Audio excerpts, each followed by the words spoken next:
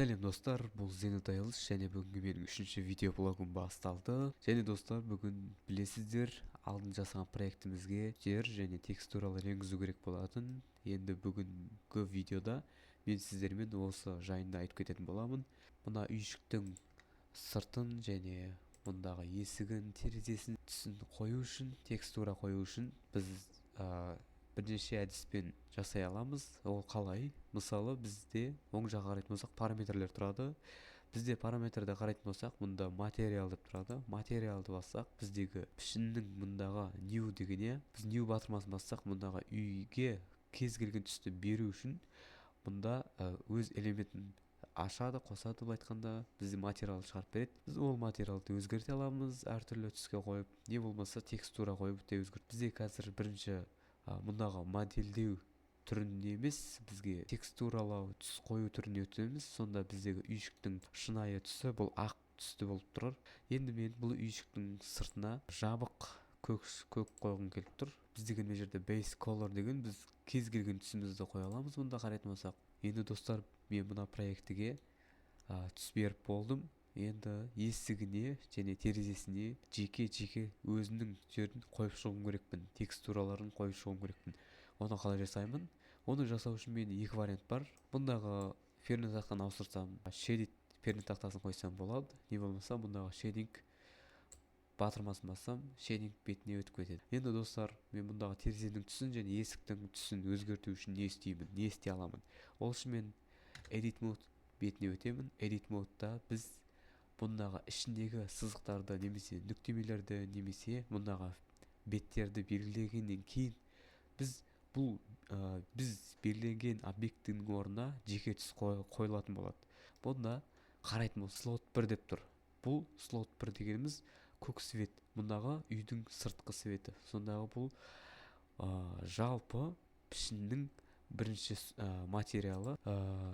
Бұл түстің атын жоғалтпау үшін мысалы өзгертіп қойсақ болады. Мысалы blue color home деп жазсам, мен шатаспаймын. Біздегі бірінші түстің материалы, то есть дайын. Енді мен терезеге жеке түс қою үшін және есікке жеке түс қою үшін не істеймін? Мен мұнда слот батырмасын бассам, бізде плюсик батырмасы тұрады. Плюсик батырмасын басамыз, бізде уже екінші материалды ашуға дайындалып жатыр. Енді мен мұнда материалды аштым және материалдың орнына мен Windows color деп жазамын. Енді бұл терезенің материалы болып есептеледі. Терезенің материалына ешқандай түс бермеймін. Бұнда ротнесті көріп тұрсыздар. Ротнесті мен до конца барамын және материалды металликті мұнға қоямын. Енді достар, мұнда қарайтын болсақ, біздегі терезенің түсін кәдімгі шыны айна сияқты қылып қоюым керек болады. Мұнда қарайтын болсақ, біздегі материалдардың түрлері көрініп тұрады.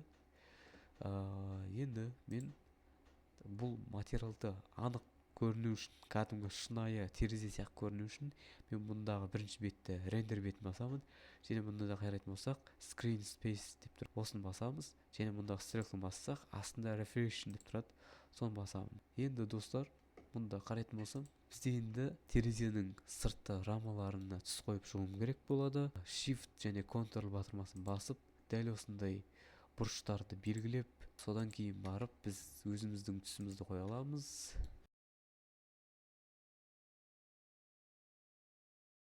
Міне достар, мен терезенің рамаларын белгілеп шықтым және мына жерде слотты үшінші материал ашуға дайындаймын және new батырмасын басам, материалға Windows RAM деп жазамын.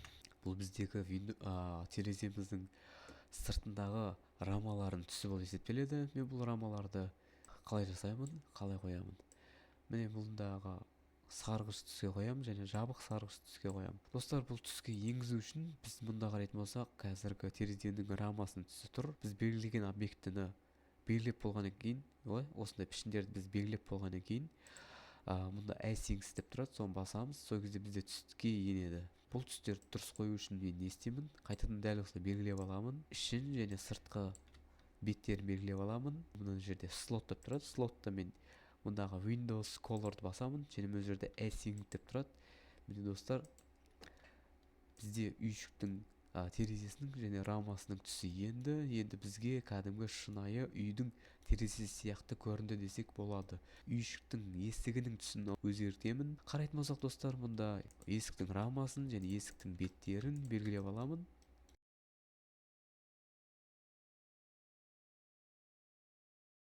Достар, мен есіктің рамасын белгілеп қойдым. Енді мен мұнда басқа түс қойсам болады, немесе терезенің рамасын түсін қойсам болады. Терезенің рамасының түсі есіктің түсіне ұқсас болып келеді, сондықтан мен осы түсті қойдым. Енді достар, менде есіктің бұрмалағыштың түсін қоюым керек болады. Бұл жерде маған тап батырмасын edit mode бетіне өтудің қажеті жоқ, өйткені мен бұл бұрмалағышты жеке объект болғаннан кейін барып мен бұған жеке түс қоятын боламын, жеке материал қоятын боламын. Материалдың атын не деп қоямын? Материалдың атын мен door hand деп жазамын. Бұл жерде біз түс қоймаймыз достар, бұл жерде біз metallic дегенді до конца барамыз. Сонда біздегі есіктің тұтқасы сонда бізде темір тәріздес түске енеді. Енді бізге үйдің төбесіне түс беру керек болады. Бұған да жеке түс береміз. New батырмасын басамыз, мұнда roof деп жазамыз.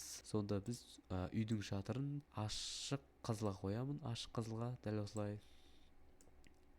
Міне осылай қоямын. Енді мен екі шетіне сұр түс қойғым келіп тұр. Екі шетіне мұнда және мұнда. Мына жерде слот батырмасын бассамыз, және руфта әлі біз материал қоймағанбыз. Мұндағы пішіннің ішінен қосылатын материал. Сонда мен тағы да материал қостым. Енді достар, біз өзіміздің жасаған пішінімізге түс енгіздік. Edit mode бетіне кіріп те енгіздік.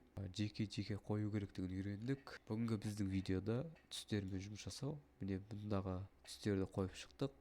Текстураны достар мен келесі видеода көрсететін боламын. Пока что мен текстураны көрсететін болсам, видео ұзақ болып кетеді. Сондықтан мен қысқадан нұсқа видео түсіремін, және қысқадан нұсқа сіздерге түсінікті қылып түсіндіріп өтетін боламын. Достар, видео ұнаса лайк басып, каналға жазылып кетейік. Келесі кездескенше достар.